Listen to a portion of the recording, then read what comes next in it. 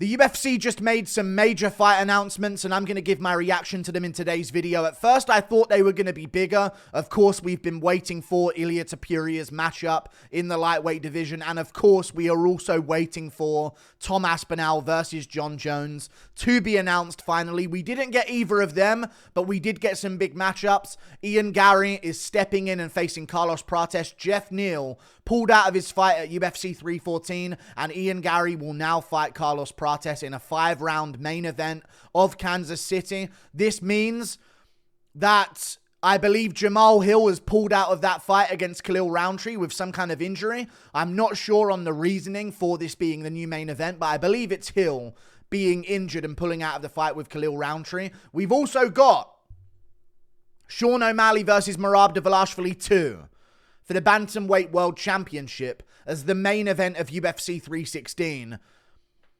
I'll give my opinion on that in a second in this video, because I would have much rather seen a different matchup that could have happened instead of this, that the UFC just seemed to not be interested in whatsoever. But I feel like MMA fans should be interested in the alternative matchup that I would have gone for. We've also got, you know, Pena versus Harrison, and Volkov versus Almeida's in the works. So when Dana White told Alexander Volkov, after he got robbed by Cyril Gane, that they were going to make it right by him, and they were going to have something nice to say that, Volkov got robbed, we're going to do something nice for Volkov. They've given him Jailton Almeida as the nice thing to do right by him after he got robbed by Cyril Gane. He better have at least got his win bonus paid to him. That better have been at least the nice thing that got done to Volkov in terms of doing right by him. But we're going to move back to this matchup. Ian Garry, Carlos Prates. There were people joking around that these fight announcements were being made on the 1st of April.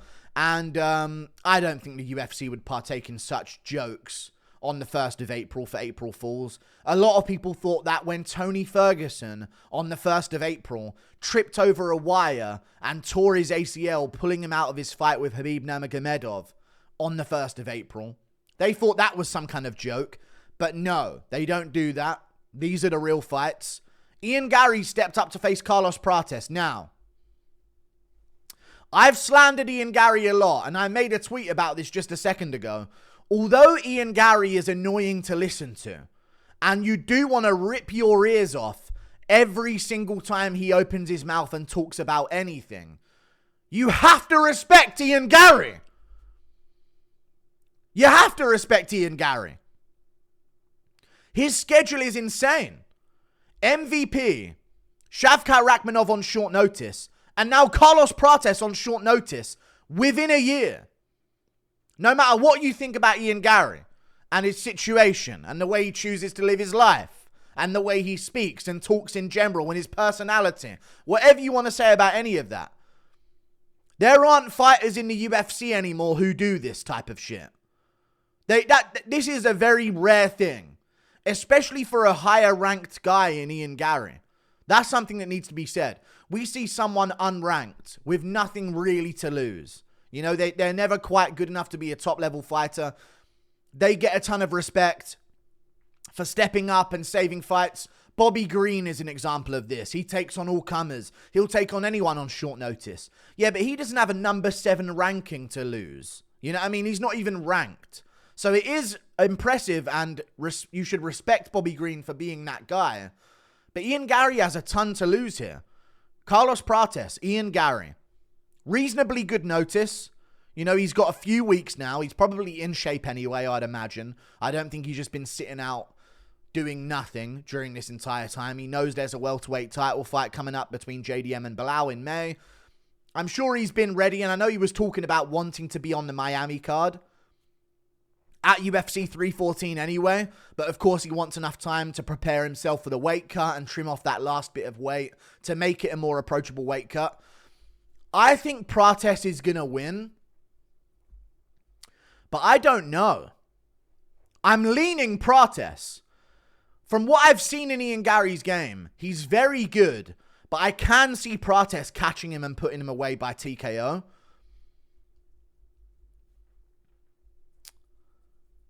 For some reason, I see Ian Garry giving him some kind of problem. Grappling, Ian Garry's very well-rounded. He doesn't seem to be this best in the division guy at any one individual thing. He's not the best striker in the division. He's not the best grappler in the division. He's not the toughest guy in the division, the fastest, the most powerful. He doesn't seem to have any individual thing that makes him better than everyone else. But he's well-rounded, and that's why he was given the win over MVP. He's not a better striker than MVP. We saw that in that fight. He didn't have anything for MVP on the feet. But the guy knows how to win fights. Nearly choked out Shavkat Rakhmonov in round 5. On very short notice when he took that fight. Nearly choked out MVP in round 1. I understand I'm saying the word nearly quite a bit here. But that's Shavkat Rakhmonov. And MVP's very good as well. Do I think he's going to be able to grapple with Carlos Prates? I don't know. It's an unanswered question in Carlos Prates' game. A really unanswered question is, what's going to happen when someone tries to wet blanket him? If this was Sean Brady stepping up to fight Prates on short notice, I would probably pick Sean Brady after what we just saw him do against Leon Edwards. This is tricky.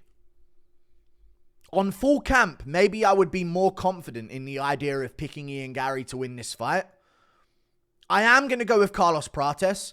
It is a different style matchup for Carlos Prates because he was preparing for Jeff Neal, and now he's got a rangy guy in front of him, a tall, rangy guy that's his frame, not his reach. Ian Garry's reach is particularly short for his height, but he's a very high, tall, framed guy for the division. So this is going to be interesting to see Carlos Prates take on. I'm going to go with Prates. I've seen Ian Garry hit too much in his career. The way I will justify that is they both came up as strikers, and Prates fought a lot of guys unranked and made very easy work of them. Now, some guys have been landing on him. Trevin Giles actually looked like he was about to fraud check Carlos Prates in moments. Not in the way that he was dominating him, but he was actually getting the better of Prates in the striking with straight punches. So there might be a window there for Ian Garry. But if you look at their come up, I remember Ian Garry had a razor close fight with Darian Weeks, but he was holding Ian Garry up against the cage in moments. But even on the feet, Ian Garry couldn't quite find his range. Even against Gabriel Green, I believe his name was, he kind of went scrappy with Ian Garry in moments. You know, he got stung on the chin early doors by Jordan Williams, I believe it was. And then he got a TKO later on. I know I'm going back in time to find these examples of weakness against Ian Garry.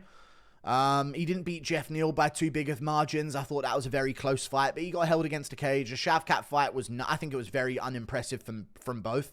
To be honest with you, I thought it was embarrassing performance from both. Even though that, you know, the narrative is, oh, how close it was, and didn't Ian Garry look good? I think they both looked really bad in that fight. And they both had a bit of an off performance. And we know now Shavkat was injured in that fight, and Ian Garry, of course, took it on very short notice. But Prates has made easy work of everyone. There has to be something said about that.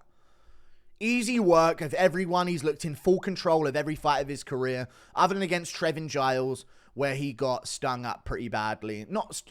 He got caught by a couple punches. This is how I'm critiquing Prates' game. You know? Oh, I remember that one time when Giles landed a couple of 1-2s on him before getting slept. He neutralized and destroyed Li Jingliang. Whereas I think Ian Garry would take Li Jingliang to a 29-28 decision. You know, you're looking at a guy who got dropped by Song Kanan earlier in his career, and that wasn't too long ago either. So I'm leaning towards Carlos Prates, but 5 rounds does make this interesting, and I said this on a Full Violence post not that long ago. It was a post about Carlos Prates. Isn't he so cool how many cigarettes he smokes a day and how much alcohol he drinks? And he was talking about the fact that, you know, on a off day, I would maybe smoke 15 cigarettes. And if I'm stressed, I'll go through a pack. If I'm partying, I'll go through multiple packs of cigarettes a day. And it was like a promotional tool. And I put a comment on there saying, this is fun now. It's funny, even though it's just degenerate. It's funny now to talk about and use to promote Carlos Prates. But I was saying I can so see that being a clip that people go back to whenever we see him in rounds 4 and 5.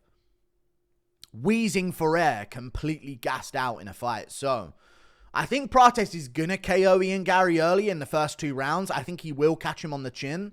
Ian Garry is there to be hit. Although he is quite elusive, I think Prates will find the chin, and I think he will put him away. But man, if he doesn't, he's probably cooked. So this is a very intriguing matchup. I'm leaning towards Carlos Prates. But man, this is a more dangerous matchup than people think. This isn't just, Prates in 1 or 2 rounds against Jeff Neal. Even though Jeff Neal was, we saw in their fight against him and Ian Garry, they're quite similar in skill level. I think style-wise, that was a much more approachable fight for Carlos Prates, especially in a 3-rounder. This does change it up a bit. But I'm going to lean towards Prates regardless. Good matchup. Glad it's been made. Moving on to another fight that got announced, which was... Not this first. Fucking hell. Merab Dvalishvili versus Sean O'Malley 2. Now this... This is... I knew this was going to happen. We all knew this was going to happen.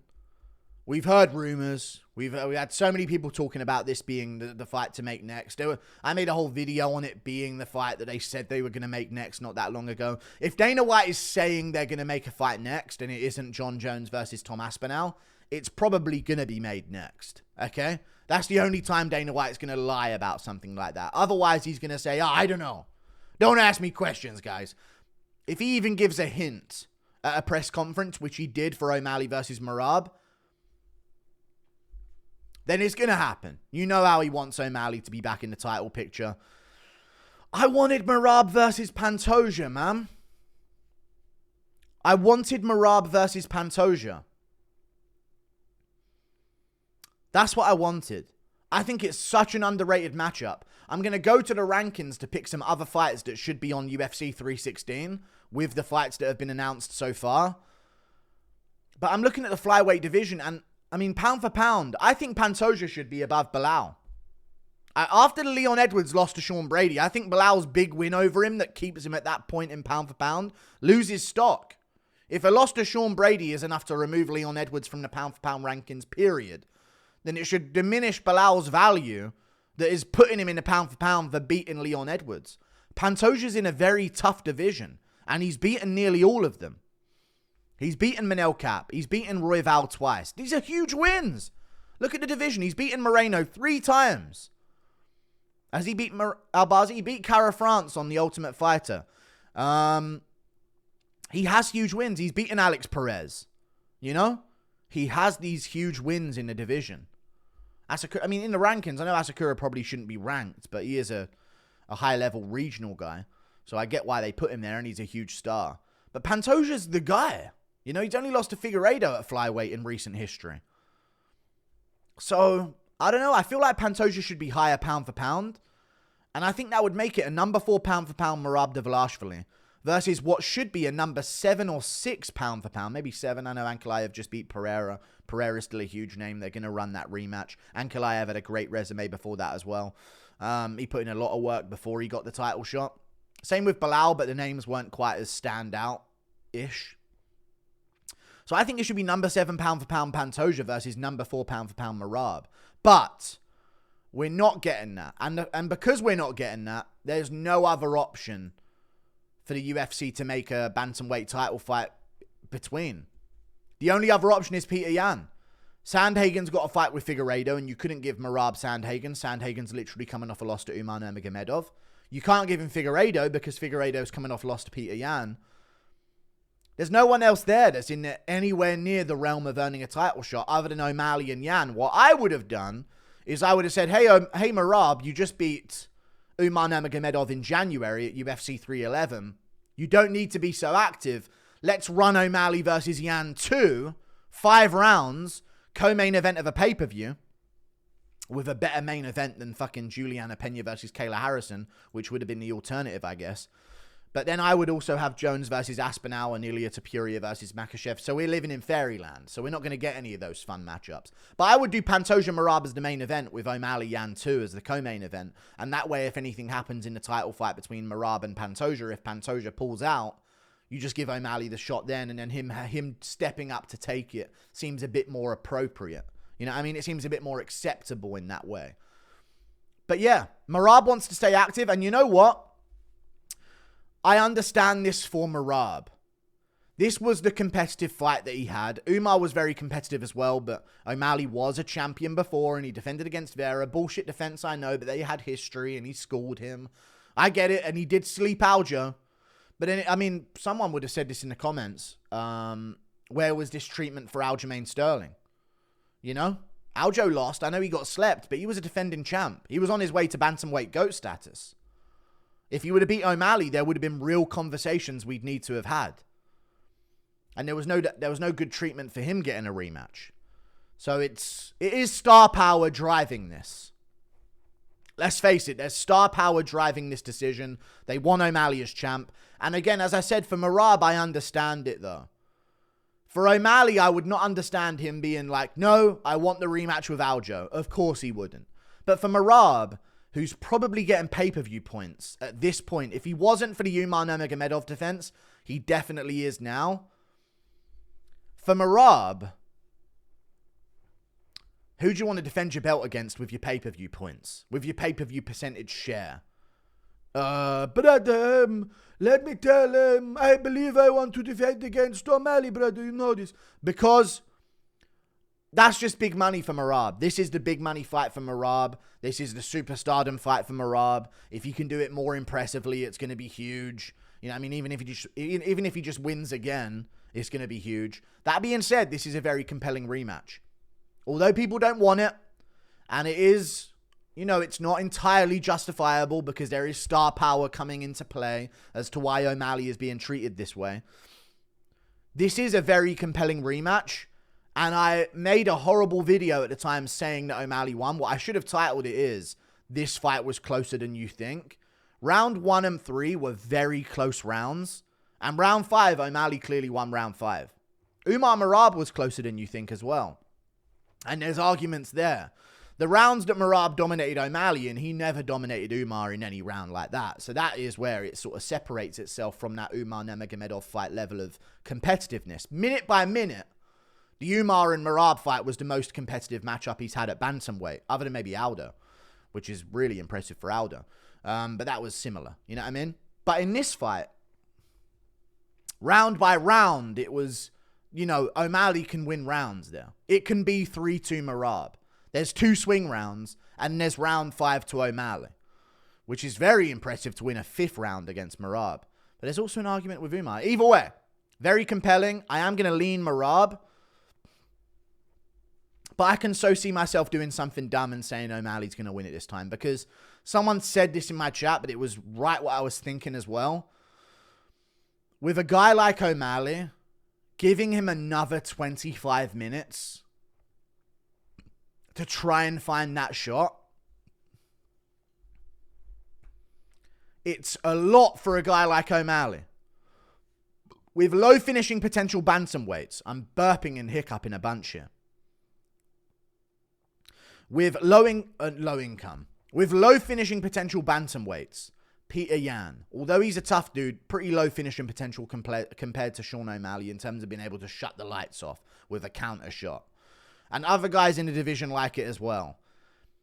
There's not much value in giving him another 25 minutes because they're going to have to try and beat Merab by decision. O'Malley's way of success, even though he made it close by decision and lost because he got dominated in the 2nd and 4th and he lost the rounds that he needed to lose the fight. Giving him another 25, it's very, very valuable for a guy like Sean O'Malley, who's now been in there with Merab. Knows he can make it competitive here and there.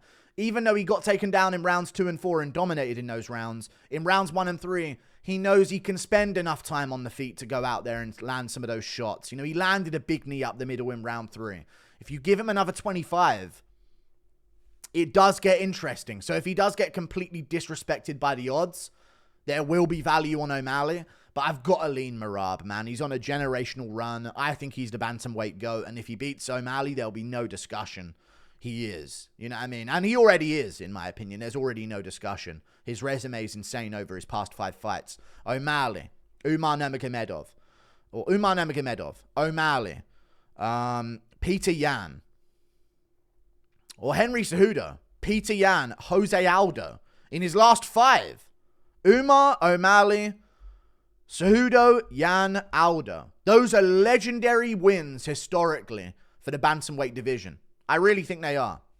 So I think he's the bantamweight GOAT, and he will solidify his legacy if he gets this win over O'Malley in a rematch. In the meantime, I guess we're seeing Peter Yan versus Umar Nurmagomedov as the main event of UFC Fight Night Abu Dhabi. We've also got Pena versus Harrison. It's Pena versus Harrison. You know what I mean? We knew it was going to happen. It's on this card. I'm going to go with Harrison winning. I think Pena's dog shit. But Harrison does look bad in some fights, you know, against, I believe, Irene Aldana, I think it was, or was it Ketlin Vieira? There were moments where she looked very bad on the feet, like when she doesn't get her own way in the grappling, and Pena does have a decent jiu-jitsu base to fend off someone who does want to sort of ragdoll and destroy her in the grappling department. If she doesn't get her own way in the grappling, maybe Pena could make this competitive on the feet. She's been here before, 5-round main events. I know Harrison has elsewhere, but Pena's been in there with Nunes for 5, so a little bit different in terms of experience. I will go for Kayla Harrison, no. Look at the delts and tries. It's just different. It's just different, isn't it? The forearms, the neck. It's just different. You know, very different from Pena. Although the jaws and the face are both quite HGH-y. So, I don't know. I'm going to have to go with the physicality of Kayla Harrison. I think that sort of dude build is just the dominant factor in a lot of women's fights. And I think they're about as technical as each other. So, yeah. Either way, we move on. Volkov Almeida. I could cover that at the end. I want to go through some other matchups that I would put on the 316 card. That I would make it better with. Okay? So I believe I don't think we're adding any other title fights onto this card. So we need 3 contender matchups. Now, we've got a light heavyweight matchup that needs to be made because Khalil Roundtree has now lost his opponent in Jamal Hill, I believe. They may keep him on the card and find him a replacement. But in my opinion, what they should do now that they've got a great main event in Ian Garry versus Carlos Prates is cut their losses and instead shift Khalil Roundtree onto this pay-per-view card against an Alexander Rakic. That's something that I want to see happen in the light heavyweight division. So that would be number 6, Rakic versus number 7, Khalil Roundtree Jr. That's a matchup I'd like to see. In the rest of these divisions, I'm looking at a featherweight matchup. I think this makes complete sense for the card. Merab's on the card. O'Malley's on the card. I think that what makes complete sense is Arnold Allen versus Aljamain Sterling. June, pay-per-view, main card. Aljamain Sterling on the same card as Merab. You can have the duo on fight week. I'm sure that would help out Sarah Longo to have both of their guys fighting on the same card. Space them out. Maybe have Arnold Allen versus Aljamain Sterling as the 4th fight down on the pay-per-view. Not the main card opener, because it could be kind of stale. Who knows? 4th fight down on the pay-per-view. Then the main event will be O'Malley versus Merab. That'll give Sarah Longo team enough time to recalibrate after the Aljamain Sterling fight before they go into the Merab fight. You don't want them together or even one fight removed from each other. So give them 2 fights in between. Put that on the 4th fight on the card. And what else could you do in terms of matchups? Yan Umar is going to be, in my opinion, in July, Abu Dhabi Fight Night main event, which has been announced. I think it just makes ultimate sense to do that there. You could look to middleweight, and you could look to get Baralho on the card.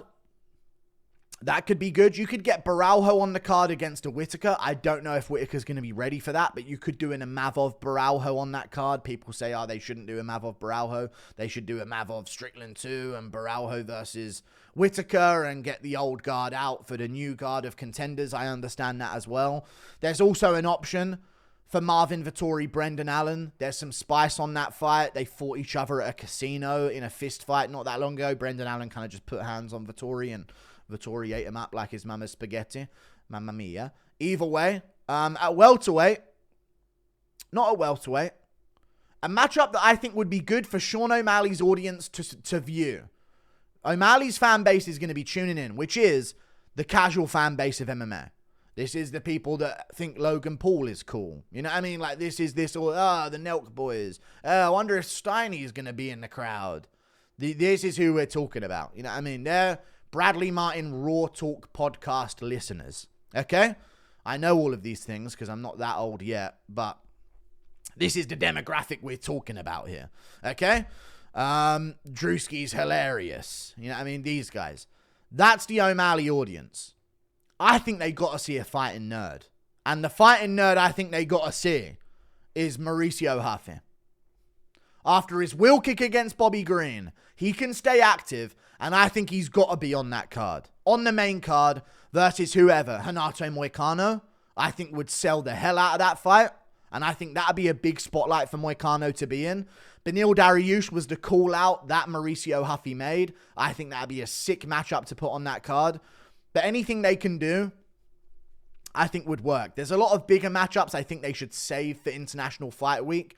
But that would be a really good way of making a really fun card while also keeping enough big matchups to be put elsewhere. You could also try and get Covington on there. Well, no, he's not going to be on the same card as Ian Garry, is he? So there's no value in really. But, I mean, Covington on a card would be good, but I really want him to be at the same card as Ian Garry. But they're at a fight night now, so it is what it is. So that's what I would do. I would put Khalil Roundtree versus Alexander Rakic on the card, maybe to open up the main card.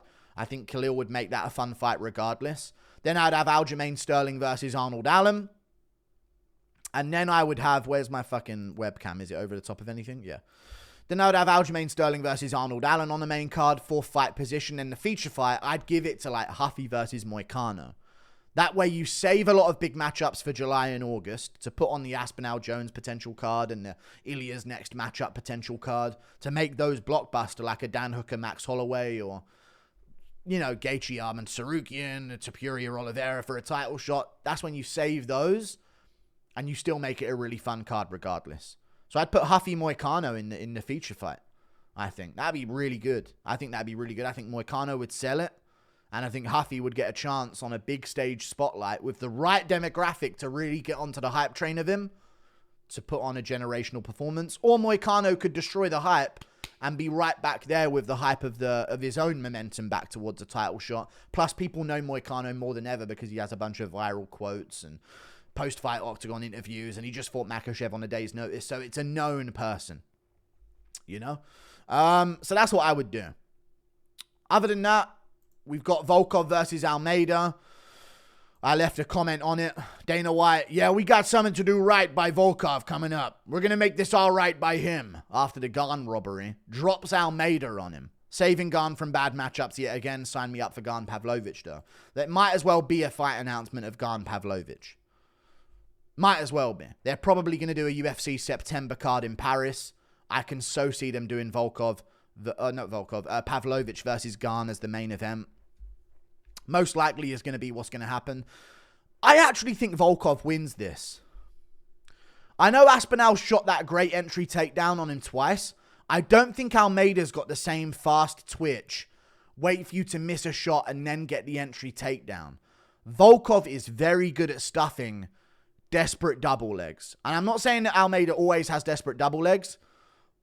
But I saw Derek Lewis shuck off a couple of his takedowns.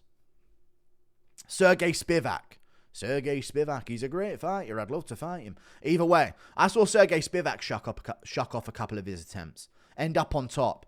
If he gets left on the feet with Volkov, there's problems. This might be the main event. I don't think it will be. UFC Atlanta, I don't know if this is going to relate to the Atlanta... If I had to pick a fight that would really sell out an Atlanta card as a main event, I'd do Usman versus Buckley. Or Buckley. I'm not saying that. You know what I mean. That's the demographic, guys. I think Buckley in a main event in Atlanta is what they should do for 5 rounds. Whoever they want to put him against, Shavkat, someone else in the division, Usman even, that could be saved for a pay-per-view, don't get me wrong. So maybe not. But I don't see Volkov Almeida being the big main event to relate to the audience of Atlanta. You know what I mean? So, we'll see how it goes. But I'd say Volkov Almeida. It's alright. It's a good matchup. I like the matchup. I might go Volkov here. This is actually a tricky matchup for Almeida. I think this is trickier than Gane for Almeida. Volkov has been in this game for a long time and he's been improving his grappling a lot. He's been improving his grappling. His survivability on the ground is really good. If Almeida does to Volkov what he's been doing to others, I'll be shocked and very impressed. So this is a big test for Jailton Almeida and a big matchup for him as well. And I guess this does confirm Pavlovich versus Gane.